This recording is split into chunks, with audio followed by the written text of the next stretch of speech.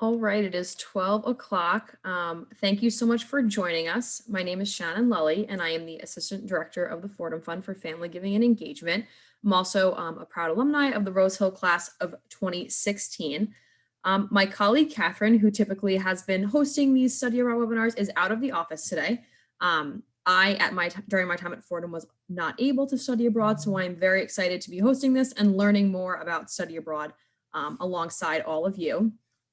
This will actually be our last study abroad webinar of the semester. So I just wanted to say on behalf of Catherine and the rest of our team, thank you to everybody who has registered and attended these events through the course of the academic year.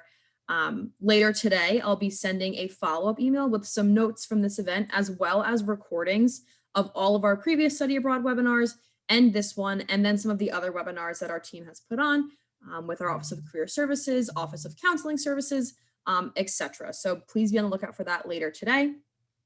With registration, many of you had the opportunity to submit questions you would like our panelists to answer today. We will be going through those, or as many of them as we can, throughout the course of today's event. But if you do have a question during today's webinar, I ask that you please use the Q&A feature at the bottom of your Zoom screen as opposed to the chat feature. Q&A is a little bit easier for us to monitor, and we will do the best we can to get through all of those, or as many as possible. And then if you have a question that is not answered, please feel free to reach back out to me later today and I'll do the best I can to get that answer for you. Allow me to introduce our panelists before we get started. We have Joseph Rienti, who's the Director of International and Study Abroad Programs here at Fordham. He is joined by Elizabeth Collins, who is the Granada and London Center Program Advisor. They're here to answer the questions that you guys have and hopefully help you learn more about your student study abroad experience. And before we dive into questions, I'll pass it along to Joe and Elizabeth to provide any updates from their office, as well as share some additional information.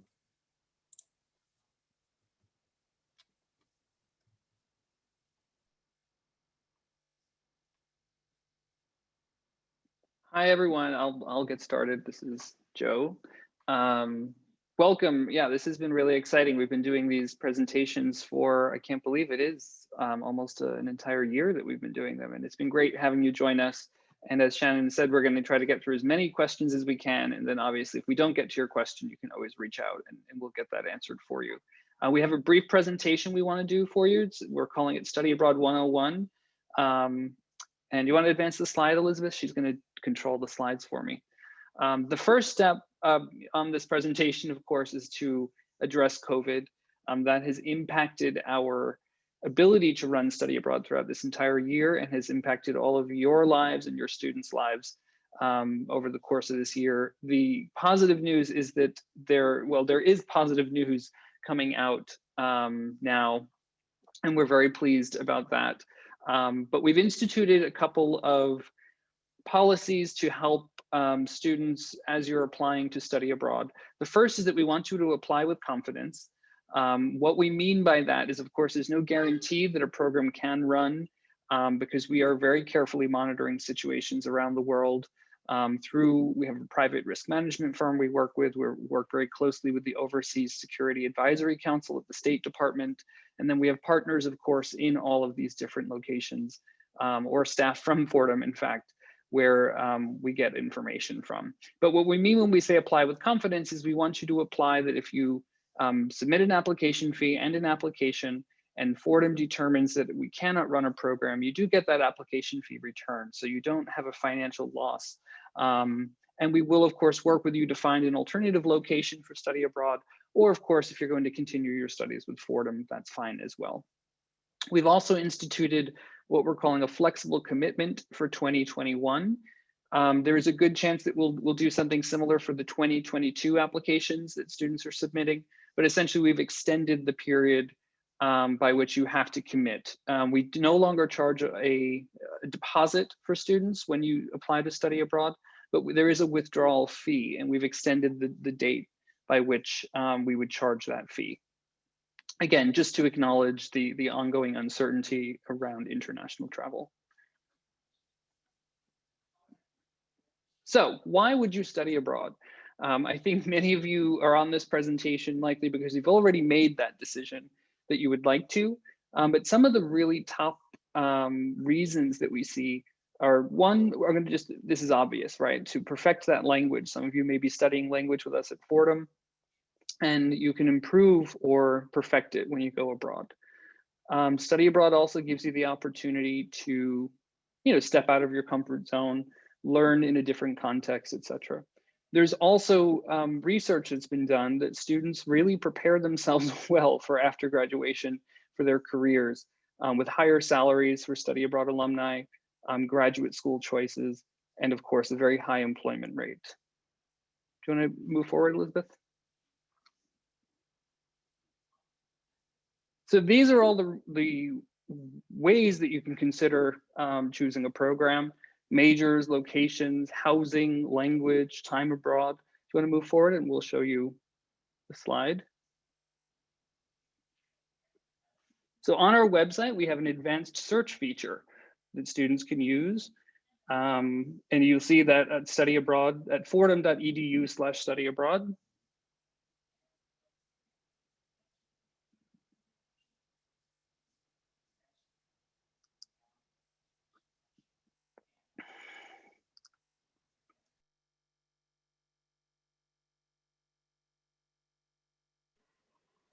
I think Joe is having some computer issues, so I'm happy to take over until he comes back. Just to move on to academic planning, it's never too early to begin planning for study abroad, even if you're a freshman and you think maybe you're not going till your junior year. It's still a good idea to start having those conversations with your academic advisor. Planning to study abroad involves a conversation with some different advisors, maybe your freshman advisor. Then once you declare a major, you might have another conversation with your major advisor. And it will just give you a better idea of which classes you should be taking at Fordham, maybe which classes you should save until you study abroad. It's going to be dependent on which program you're interested in, things like that. So it's good to just start having those conversations.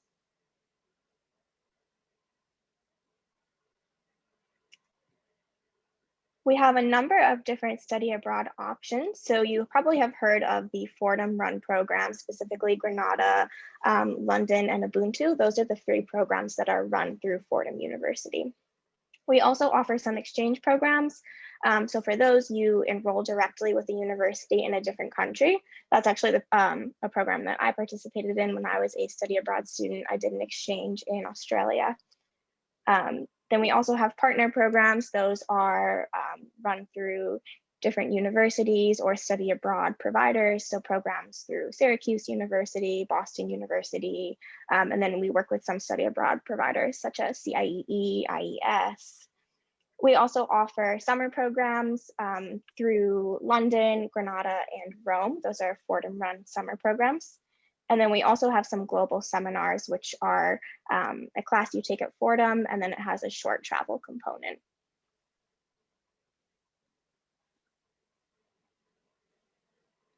Joe, did you want to take back over? Yeah. I'm so sorry, everyone. Yeah, I had warned everyone that I had a little bit of computer issue this morning. So how long can you study abroad? The majority of our students who go abroad go for a full semester. But we do have students who go for a year. That's the next, or the smallest group of students will go for a full year. And then the next largest group goes for a summer.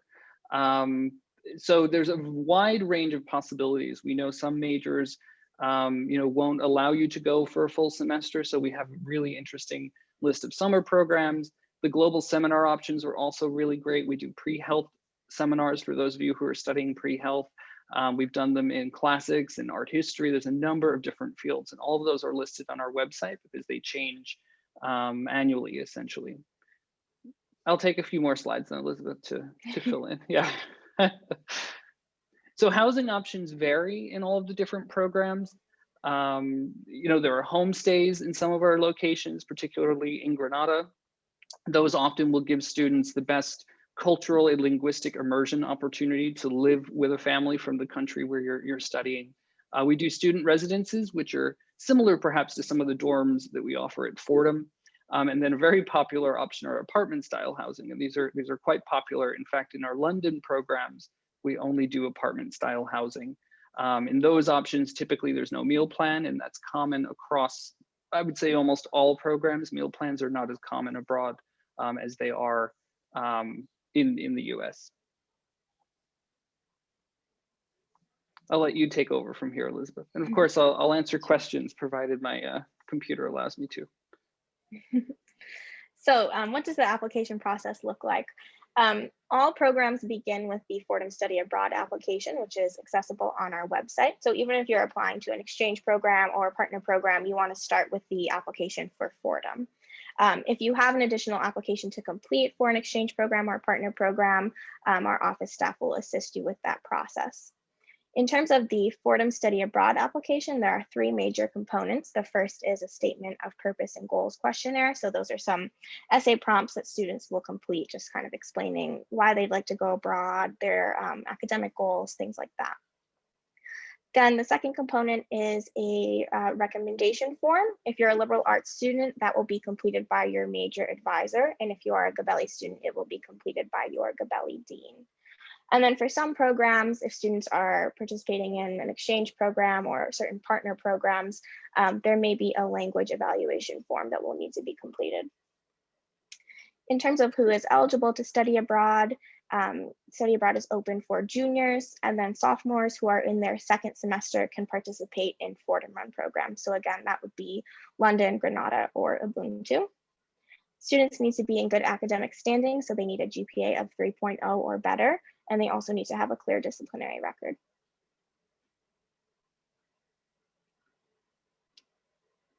In terms of getting courses approved, after a student is approved for study abroad, they will meet with their academic advisor to plan which courses they are planning to take while they're abroad. They will have a course approval form in their study abroad portal, and this will be completed with the academic advisor. Grades that are earned abroad are recorded on a student's transcript, but they will not be calculated into a student's GPA. The only exceptions to that would be Fordham Run classes, so any classes that a student is taking at the London Center, or the class taken in Granada with Dr. Lamas, who is the Fordham professor who runs the program there. Students need to receive a grade of C or better in each course, and the classes they take must be the equivalent of 3 credits. And then finally, study abroad students are not eligible for the Dean's List honors at Fordham College Rose Hill or Fordham College Lincoln Center. The main important documents that students need to prepare to go abroad, of course, is a valid passport. Most countries will require your passport to be valid for at least 6 months after the end of your program. So if you're thinking of going abroad, it's good to just take a look at your passport, see when it expires, make sure that if you do need to renew it, you give yourself plenty of time to do that before you plan to go abroad. And then you'll also be required to get a student visa. And after a student is accepted into a program, we do provide instructions in their portal as to how to go about getting that visa. We also offer one-on-one advising appointments. Right now, the majority of them are over the phone, but we are also offering some in-person appointments at Rose Hill only. So you can head to our website and make an appointment. The screen will look a little bit like this, and then you can select which type of appointment you'd like to have. We are also offering some virtual info sessions in May. So on Thursday, May 20th, we will have 4 different sessions to go over some of our different program options along with some financial information. So if you're interested in registering for those, you can head to our website and we will send you Zoom links prior to the day that we'll be holding that. And this is just some more information if you want to get in touch with us. As I mentioned, we have one-on-one advising appointments. We also have a chat feature on our website if you want to talk to a study abroad student who studied, in the past few semesters. And we also offer drop-in sessions every Thursday from 1 to 2 p.m. Those are virtual right now. And if you just want to get in touch with us quickly, we are available by phone or email.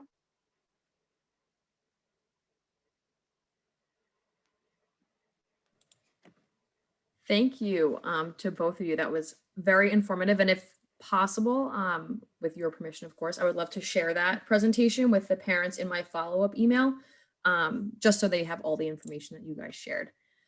We did have some questions come through live in the Q&A as that presentation was going on. And this is also a question that has been submitted more than once with registration. Due to COVID and study abroad not happening for the past year, is there a priority for applicants who applied last year and were unable to go in applications this year? Sure, I can take this one. It's a really great question. And of course, the Study Abroad Office's goal is to give students the opportunity to study abroad. So each time, unfortunately, we've had to suspend programs, we have prioritized students' applications to the following semester. Unfortunately, we have not gotten to a point yet where we've been able to run programs, right? So a fall 20 student prioritized for spring 21 still didn't go abroad, unfortunately. But we do have quite a number of students for fall 21 who are students who did not get to go abroad this year. They've all been, accepted to their choice programs.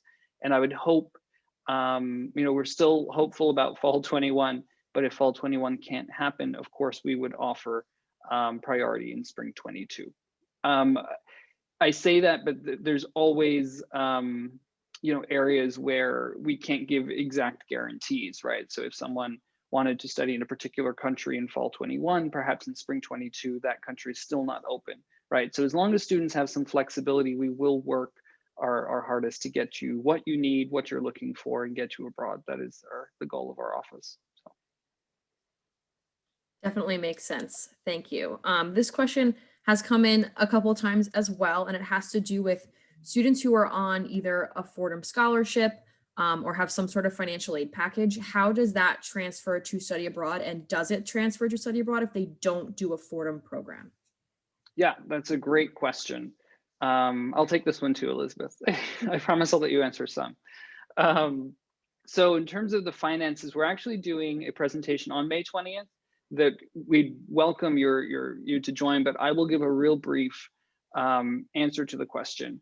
If you're studying in a Fordham run program or an exchange program, and the exchange programs are in 18 different countries around the world, your Fordham tuition will be charged for those programs, and then any funding you receive from Fordham will be applied towards that cost. There's a slight caveat there in terms of anything that covers housing in New York, commuting to campus in New York, or work study, right? If you work on campus, those are three things that we can't transfer abroad, but everything else does, which is the majority of what the financial aid packages are made up of.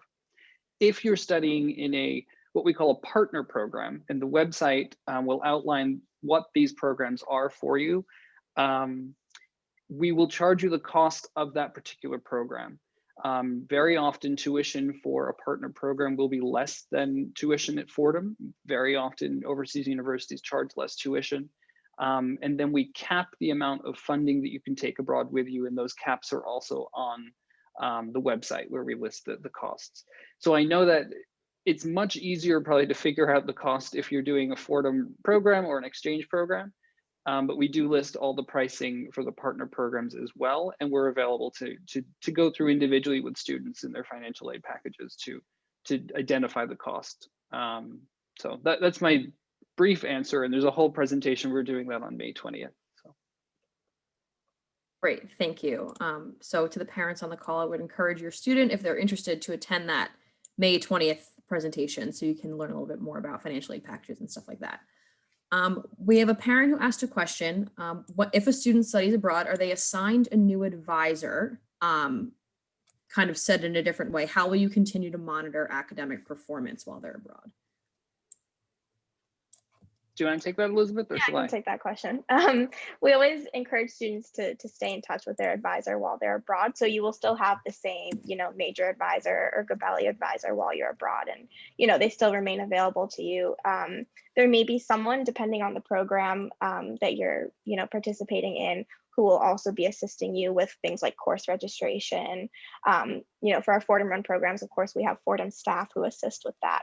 If you're participating in a partner or exchange program, you will likely have somebody, at that overseas location as well, who is helping you with, the academic process and figuring out what classes you'd like to take. Yeah, and I'll just add that all of our partners, as well as the programs that we run in Spain, in the UK, as well as in South Africa, stay in very close contact with us. So I would say you're looking at two of the advisors that would be working with you and your student on academic matters. So. Great, thank you. We have a couple of questions coming through the chat and then more than one that came through with registration. That's a little bit more specific, so we can just address this quickly. I know you talked about the global seminar, global immersions, and we have people asking about their students who are pre-med students whose major may not really allow them to take that whole semester abroad. What options are available to somebody who's in the pre-health realm? Yeah, no, great question. I mentioned briefly, or maybe I didn't. I don't know if the if I got cut off at that moment. But one of the global seminars that we do offer is a pre-health seminar during the spring break, specifically for students in this situation.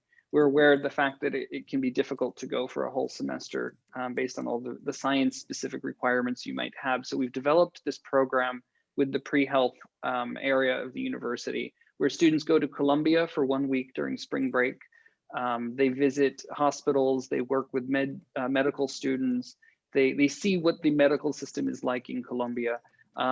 It's great also opportunity to practice Spanish, right? If you're a pre-health student, that's a very popular language to work on. So that's one area that students will look at. Some of our students will also go in the summer. There's a lot of different possibilities for students in the summertime.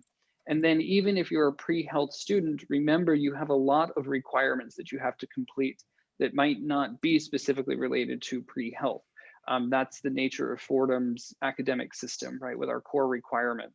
So you can often do core requirements abroad, particularly at our London center, right? So if you have a way of building your schedule that perhaps that second semester of your sophomore year, you can focus much more on core versus doing biology and some of the more hard science classes, we might be able to make that work for you. So there's a couple of ways that you can do it. I think this question probably also applies somewhat to some of the other majors that are more complicated for study abroad. So as long as you identify yourself early to your academic advisor, as well as to us, we can help you build out that plan. And it's important to do that early because we want to make sure that as you register for classes, as you move through the years at Fordham, that you're saving those classes that you can do abroad for when you actually go and not take all of those, as a freshman or in, a certain semester. Got it. Definitely makes sense. It's good to know there are options for those students as well. We had a parent ask a question, how are medical issues handled abroad? For example, if they need medical care or prescription refills, health insurance while they're abroad. Can you explain a little bit more about that? Sure. Yeah, that's a great question. One of the priorities for the study abroad office is the health and well-being of our students, right? And perhaps I shouldn't say one of, it is perhaps the overarching piece of what we work on. So if you actually visited our website, you can see that we have a whole page on health and safety. We also have an international health insurance plan that if you study in the programs in Granada that Fordham runs, in London, or in the South Africa program, or any of our summer or the short-term seminar programs, you are automatically enrolled in that insurance plan, and you can see what that insurance plan covers. If you're in one of the other programs, meaning the exchange programs or partner programs, you should be covered with comparable insurance. But if you're not, you can also purchase that plan so that we make that available to all of our study abroad students and cover, I would say, it's about 60 to 70% of students are automatically covered through that plan because they're enrolled in one of the programs that we run ourselves. It's hard for me to get into specifics about what happens in a medical emergency because each case is going to be very different, but just know that all of our programs do have trained staff available. We have 24-hour emergency phones in London, in Granada, where many of our students are studying so that you can access the help and care that you need. The most important thing to remember is the first call should always be to the emergency service in the country you're in, and then certainly alert the staff in country, or sometimes I get a phone call or an email over a weekend, and then I have to, I step in and can help. Not very easily from thousands of miles away, but we can connect the student with the people on the ground to help that out. So it's hard to talk about specifics, but just know that the website has a lot of good information. Health insurance is available, and then there are trained staff that can help in all of those incidents, which do happen. To be very realistic. Yeah. Right. Okay, good to know. I imagine that's a big question for parents sending their kid abroad potentially for the first time. Pivoting to a two-part housing related question, in some of the cities or countries where they're not in that more like traditional dorm style, how does a student go about finding safe and affordable housing? And then since the application is due many months in advance, what happens to their housing assignment in New York? If they go in the fall, is there a dorm still available for them in the spring? That kind of thing. You want to take that one, Elizabeth? Yeah, I can take the second part of that at least. In terms of Fordham housing, study abroad is actually the only time that a student can opt out of Fordham University housing and then be allowed back in once they return from going abroad. And I actually went through this process myself when I was a student. I was living on campus and I just had the option to opt out of housing for the semester that I was abroad. And then I was able to come back in as a senior and still have housing on campus. And it worked really well because a lot of times you might have some friends who are going abroad in the fall and you're going abroad in the spring. So, they may be able to just have, assign people to your room while you're abroad. It kind of works out that way sometimes. In my case, it did that. I had a group of friends who were abroad in the fall. And when I went in the spring, they moved into my housing. And then Joe, I don't know if you know the answer Yeah. to that first part What about was- safe and so for the students who are in a country or a city where they're not going to be living in that more traditional dorm style housing, what's the best way to go about finding safe and affordable housing? Sure. So most of the programs that we work with, if it's a Fordham program, obviously we're providing you with housing, and those the housing options are all on the website. If you're in most of our programs will also provide housing. There are a few that do more of an independent style housing, but will always connect you with a housing accommodation office, right? And these programs typically are exchange programs, right? So the exchange programs are programs where your student will directly enroll at a university, become an international student at that school, and use all the services provided by that university to facilitate their enrollment and take classes, and housing is obviously a big component of that. Those programs, I think, can provide some of the best cultural, academic, linguistic, if you're looking for language study, immersion. But they do require quite a bit of independence. And so the housing piece comes along with that independence. The schools will all help students to find housing. I wouldn't recommend just Googling housing in Bilbao, right? And then finding housing. The best thing is to connect with the university where you're studying or the program. And if they provide housing, opt into that. If they don't, they're going to provide safe and reliable housing options for you. And then we can also help, right? So if you have questions about that, especially if you're sorting through the different options, we have staff in the office who can certainly help you make that decision and connect you with some of those people overseas that might be able to also help in making the decision. So Great, thank you. Pivoting to a little bit more of a kind of major specific question, and I will preface this by saying that Catherine did host a similar webinar with the Gabelli, kind of from the Gabelli study abroad angle. So I will be sure to include that recording in my follow-up email as well for those of you who are unable to attend. We do have a number of Gabelli questions that have come through. So just for a more general one, this parent says, I know that most Gabelli students go to London because Fordham has that other campus there. But if they wanted to travel to a different city, are there ways they can get their major classes in or have their credits transfer back to Fordham? And would the quality of education be different if they chose not to go to London? Yeah, that's a great question. And in fact, I was meeting with a student yesterday who had that exact question for me. He actually wants to study in France, which is not where the London Center is located. So the way that students handle that, in fact, most students who go abroad actually are enrolling in programs where they will be transferring credits in.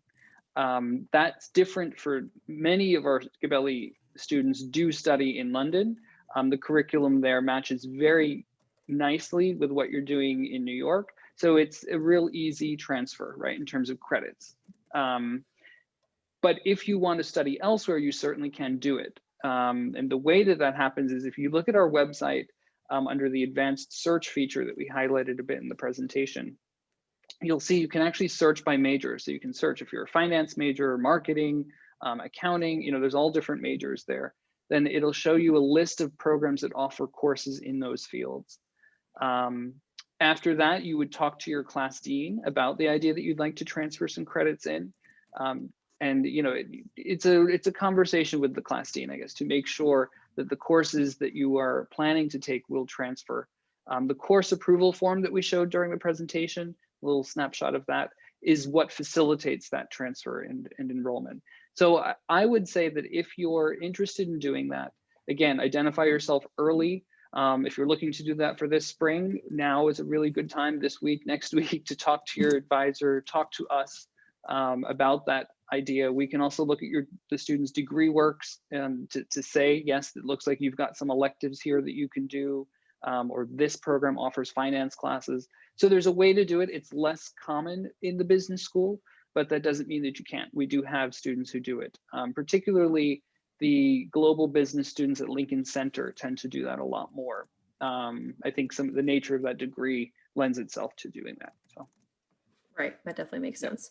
And like I said, I will be including the recording to the webinar that Catherine hosted that was a little bit more Cabelli specific, just so you guys have all that information as well. One of the questions that came through the Q&A feature, do you recommend that students apply to more than one program to kind of give themselves the best chance, or should you only choose one and apply to that one? Do you want to take that one, Elizabeth? I can answer that question. Yeah. Students can only have one application open per semester. So that kind of answers that question. So you really do need to kind of decide, which program you're interested in before applying. You can only have one application open. So, if you're struggling to make that decision, schedule a meeting with us. We can, kind of talk through, if you're having a hard time deciding between 2 or 3 programs. But ultimately, you would need to make that decision before applying. Okay, and that's good to know, because then my follow-up question would have been, there are resources at the Study Abroad office for students to kind of help sit down and navigate that search and help them kind of pick where they want to go. Yeah, definitely. Yeah, and I'll add there that I'm often telling students, it's not like when you applied to come to Fordham, where you might have applied to 10 or 11 schools and then sort of sorted through the financial aid packages and made your final decision. We want students to make that decision up front, like Elizabeth said. And the reason for that is that your student will find that the application process is not as complicated as they might think it is. And we do that intentionally. We don't want the application to be the big barrier. We have to ask certain questions. You have to go through a certain process. But we don't want that to be the barrier. Things get a bit more complicated though after you've been accepted, because it's at that point that we work with you to get a visa, select your classes, identify housing, and all of those things are going to be very different depending on the program that you've selected. So we don't want you to be looking at courses in France and in the UK and in Spain, etc. We want students to really make that decision up front, which I acknowledge is often the tough decision that people are making. But we're here, to help your student make that decision. The academic advisors help that as well. So I know that causes a little bit of anxiety for your students to make that decision, but we're happy to help through that decision-making process. Right. Big takeaway is that there are plenty of people who are available to help your student make that decision. If you take away anything, that is meet with the Study Abroad advisors, meet with your academic advisors, 2 huge resources for your student. Another question, I was wondering if you guys have a stat for this. A parent asked, on average, what percentage of students that apply for study abroad are accepted? That's a great question. It's actually, I don't have an exact percentage because it's not often that we have to say no to a student. Okay. And of course I say that, but I can't offer guarantees. Every once in a while we do have someone who, maybe doesn't meet the requirement academically, or there might be student affairs might have an issue in terms of discipline. That's right. So there's basic requirements that we mentioned during the presentation. But where I see students unfortunately not be successful is usually around timing, right? So we have in the application cycle, there's an early phase and then there's the normal phase. So we always recommend that students apply early. And that early deadline for spring is actually May 31st, which is why this presentation is now, and we're doing the May 20th presentations as well. So if you apply early, you increase your chances of being accepted to a program, because every program does have limits on the number of students. There are just, physically certain number of seats in classrooms and things like that. So that's where I see when someone won't be accepted. It's less often that we have to say you didn't meet the requirements and you can't get in, right? Again, the role of the study abroad office is we're trying to give your student this opportunity, and we're working with you to make that happen. But if you apply early, you definitely increase those chances. So yeah, so I don't have an exact percentage, unfortunately. Yeah, but it's because it's rare. It's rare. Right. I wouldn't, I don't want to put a 99% or accepted 98%, something like that. But it's rare, which we're very pleased with. So good. And I will include in my follow-up email as well the application deadline. So it's clear, and you and your student know when deadlines are to be early and to kind of keep their hat in the ring. A question we had come through live is there a big price difference in the different programs? I know the Fordham ones, it relates a little bit more to tuition and things like that, but would you be able to touch on that a little bit? Sure. Pricing does vary. In the programs where tuition is the same, the big variable becomes housing and cost of living. And different countries around the world just simply have different costs of living.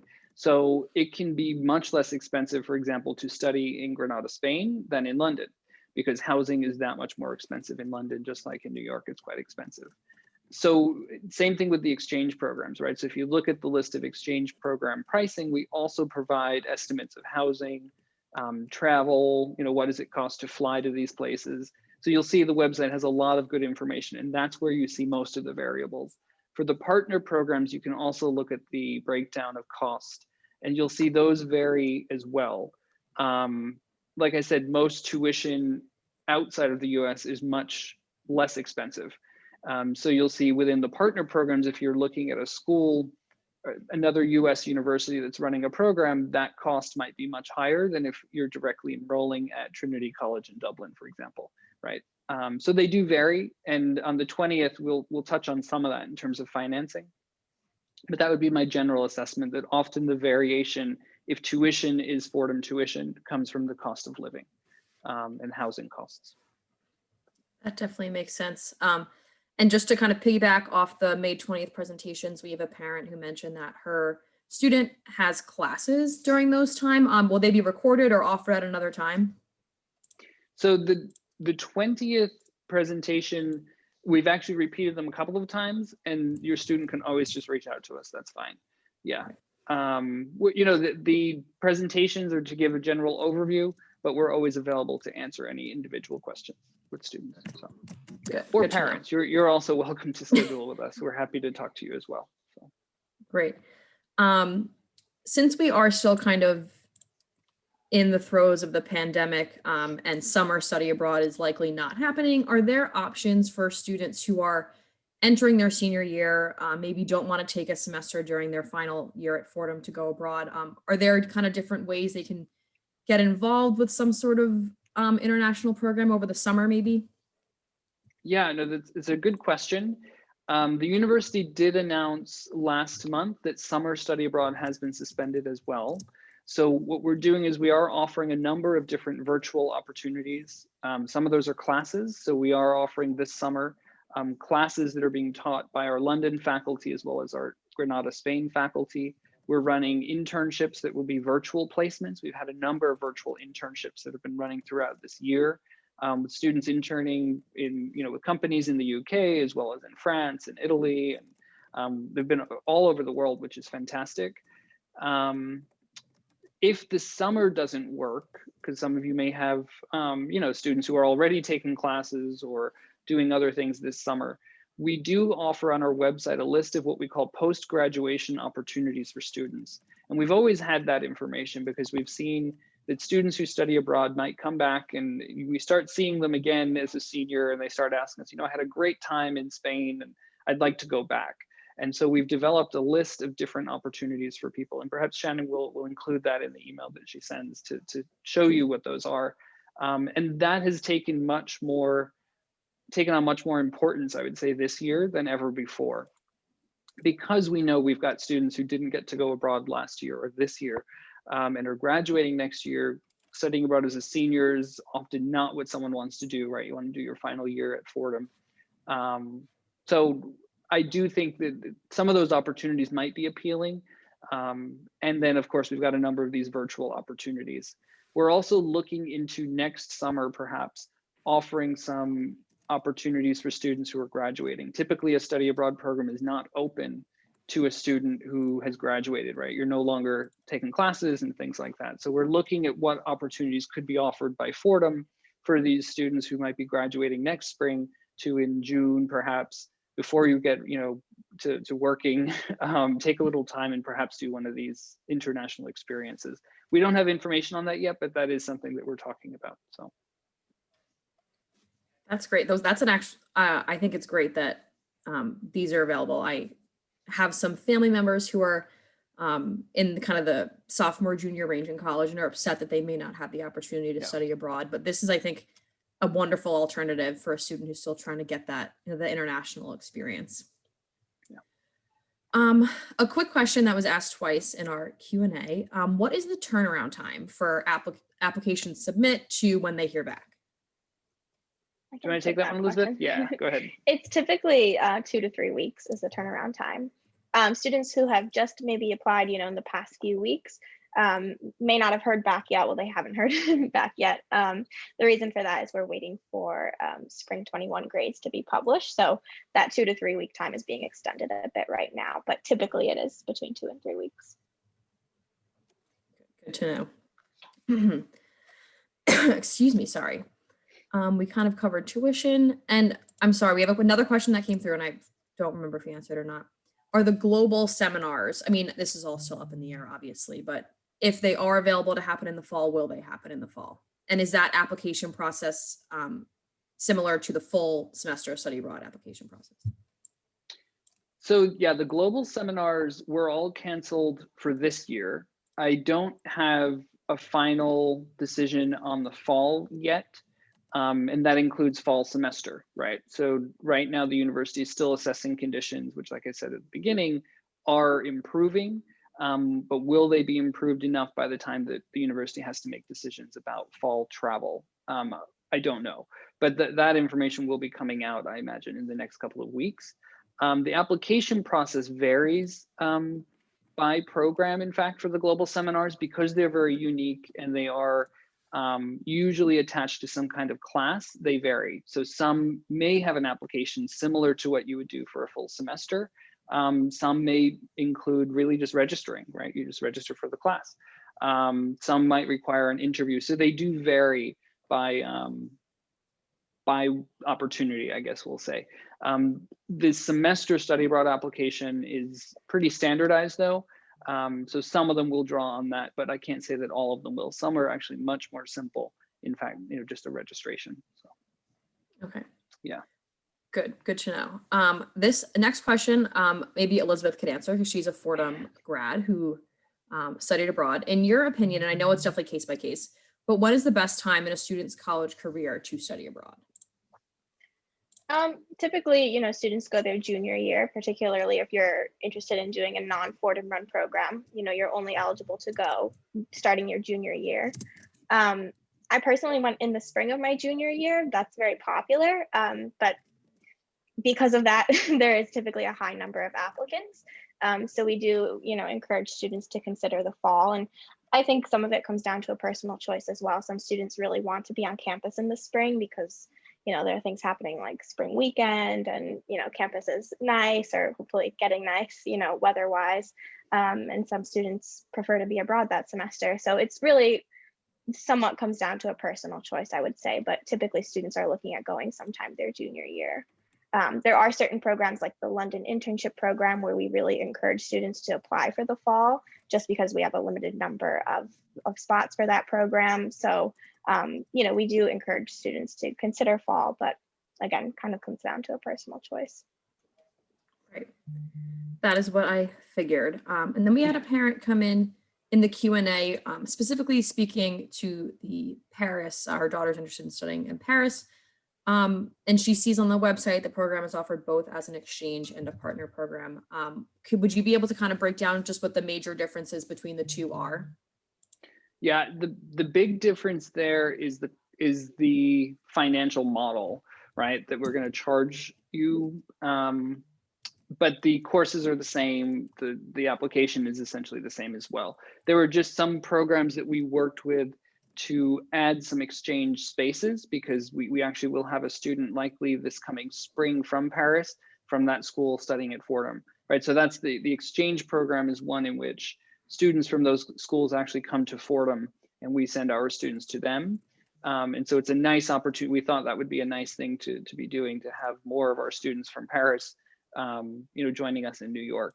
The big difference there is just the financial model, but everything else remains the same. So. And we have a couple of parents who have asked about their senior who's graduating in December. And Joe just talked about this, and I'll be sure to include it in the follow-up as well. But there are opportunities that are being talked about for the students who were maybe unable to study abroad just kind of because of everything that's been going on, and if they're graduating. So we'll give you more information on that. Yeah, and I would add, I think I saw this question specific to a partner program. Is that right, Yes. Shannon? Yes. Yeah. I would say that just as we've recognized that the post-graduation opportunities have taken on a lot more importance this particular year and moving into next, I think a lot of our partners have as well. So while I can't say definitively, yes, you can enroll in that particular program come January after graduation in December, it's very possible. And so we're going to be adding things to our website. And I think, the worst or the best thing to do, I think, is we can just ask, right? So if your student wanted to get in touch with us, we can certainly start asking some questions to see, is something like that possible? Because the entire education abroad field is recognizing the importance of doing some things for graduating students for this coming year. So. Okay, good to know. This question was asked a lot, and I'm sure in your day-to-day work, you are asked it numerous times. What is or do you know, I guess you can't know, but a decision on spring 2022? If you have to make a decision, do you kind of have a timeline on when you're hoping to have that decision made? Sure. So for spring 22, we are accepting applications for the spring. Those are all open. There are some programs that are not available. Certain countries have already closed borders, things like that. So the website is the best place to get the information on the programs that are available. In terms of a decision being made, unfortunately, we have history here in that we had to cancel spring 21. And the decision to do that, I believe, was done or was made, I believe it was October or November in the fall. So I would anticipate that if a decision to suspend broadly study abroad, it would be done in October or November, okay. Which is why we've implemented these, the flexible commitment, the policies where we're not going to keep application fees if programs are canceled, things like that. But that would be my best guess. And like I said, it's based on just the experience that we've now had, for this past year. Right. And I did feel bad asking that, because I'm sure you are asked that all the time, and nobody has the answers right now. I'm just kind of taking it day by day. Would you be able to talk a little bit more about the summer course in Rome, how that's different from the more traditional study abroad model? We have a couple parents who are interested in learning more about that. Yeah, that's great. I'm happy to hear people are interested in the Rome program. It's a very unique program. It's only offered in the summer. So it is very different from what we do for a semester or a year in Rome. And it's primarily an art history program. So students are taking an art history class that actually doesn't meet in a classroom. They actually each day meet at a different gallery or art museum or architectural site throughout the city. Each student is actually assigned a particular topic that the students are presenting on those different topics at the different sites. So the students will see the entire city of Rome, learn quite a bit about the art and architecture of the city, while living in the central district of the city called the Prati district, which is very close to the Vatican. It's where the Supreme Court of Italy is based. It's a residential area. I don't know how familiar people are with Rome, but it's a more European area. So it's not quite as chaotic as some of the other parts of the city, right? With the winding roads and things like that. It's laid out in a way that makes me comfortable. It's a grid pattern. It's easier for people from New York to get around. And we're actually use the St. John's University campus there, which is an enclosed campus, just like what we have at Lincoln Center or in Rose Hill, with public safety on-site, resident assistance. Students have access to a kitchen. We give them meal tickets to purchase food, in the neighborhood. There's a lovely interior courtyard. So it's a really great program. There's some great photos on the website. We're also happy to talk to you if you have specific questions about it. But the big distinction would be that it's very specifically focused on art history, and it's obviously much shorter. It's only a 4-week program, so it's intensive, and the students really get to see quite a lot in those couple of weeks. So it's a great opportunity. We can also connect you with some of the professors who have taught in the program too, if you're interested. That's great. I will throw some 2 cents in and say one of my roommates in college did the we were student athletes, so didn't necessarily have the flexibility to study abroad for a whole semester, but she did take the Rome course over the summer and loved it. Like I remember her saying how really immersed she was in the culture because she wasn't in the classroom as traditionally as you would be when you're on campus. So speaking for her, I think that I can't recommend that program enough. She really did seem to love it. Another parent just asked, kind of pivoting back to the internship positions that are in London. You mentioned that there's a limited availability and they're pretty competitive. Are many students who apply for them, is there more of like I don't want to say rejection, but what's the kind of acceptance rate there? Do you want to take that one, Elizabeth? Yeah, I can answer that question. Sure. So the reason that we have a limited number of spots is that students participating in the internship program apply for something called a Tier 4 visa. And to obtain that, they have to get something from the Fordham London Center called a CAS. That's a confirmation of studies. And so we have a limited number that we're given from the UK government. So as Dr. Rienti mentioned, we're never turning away, hundreds of students at a time. It just is a slightly, I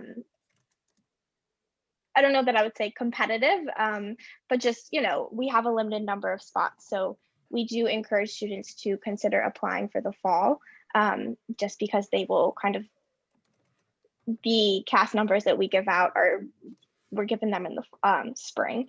So fall students will kind of have that first priority to get those. We also do have a 3.3 GPA requirement for that program. So that's a bit higher than the GPA requirement for other programs. So again, I wouldn't say it's super competitive, but we just encourage students who are interested in doing an internship program to either consider the fall, or certainly if they're going in the spring, consider applying in the early action phase. Okay, definitely good to know the distinction. Going back to Rome, can a rising sophomore go, or at least apply to be on the summer Rome program? Yeah, no, that's a great question. For summer programs, in fact, yeah, you can go as a rising, I had to do the math there. A rising sophomore can certainly do it. We open those programs to all of the undergraduate students. So you would have completed freshman year, you could certainly apply as a rising sophomore to go that summer following the freshman year. Okay, good to know. So that one's available to all undergraduate. Yeah, in fact, all of our summer programs are set up that way. Okay. Some might have specific prerequisites. And so if someone hasn't met the prerequisite, that would be more challenging. But if you've met the prerequisite for the class that you're planning on taking, then you should be fine. Yeah. Okay. Good to know. Are you seeing or expecting a significant increase in applications, likely due to the fact that last year students were unable to go? Like, have numbers been higher than typical? Yeah, it's a good question. And it's, as of now, we are seeing similar numbers as we did in spring 20. Yeah. So there isn't really good evidence that we're suddenly doubling the number of students who would like to go abroad. Could that happen? Yes. What we're seeing with numbers and applications is things change as the news related to COVID changes, right? So as we get more positive news, we see more, people perhaps applying. As things get a little worse in certain areas, things start to drop off a bit. So things are moving as one would expect. But as of now, from very preliminary data that we've run, we are not seeing really significant increases in numbers. And I imagine that question is because, and I know this because I have students who ask me this question all the time, is about availability of programs, right? So if suddenly there's double the amount of students who want to go, will there be room for everyone? The best answer I can give is, as of today, there is not a significant increase, so students should apply early. I can't predict if come August and September, if those numbers will be increasing, where we'll start reaching caps on all the different programs. So I would apply early. Bottom line, apply early. Right. Maybe one last question before we leave for the afternoon.